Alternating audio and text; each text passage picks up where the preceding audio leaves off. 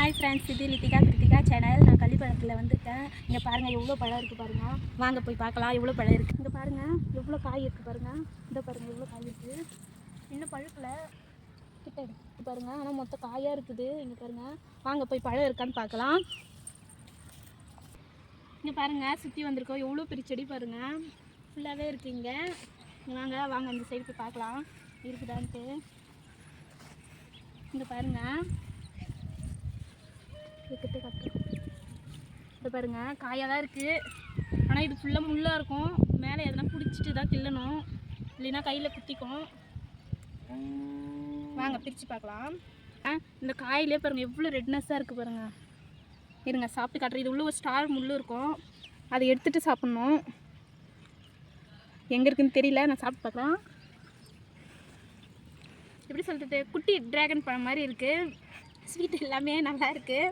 நீங்கள் கண்டிப்பாக எங்கன்னா பார்த்தீங்கன்னா இந்த பழம் இருந்துன்னா சாப்பிடுங்க, உடம்புக்கு ரொம்ப நல்லது. வாங்க அந்த சைடு போய் பார்க்கலாம் இருக்கான்ட்டு.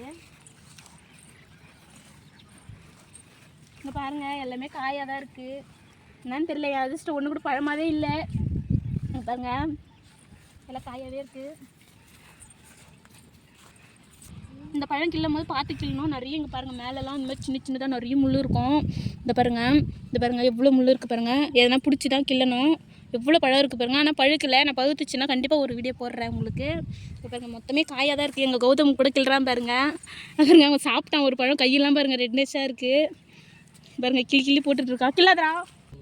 நிறைய பேர் முள்ளு செடின்னு நினச்சிக்கிறீங்க, ஆனால் முள்ளு செடி கிடையாது. இது ரொம்ப நல்லது உடம்புக்கு.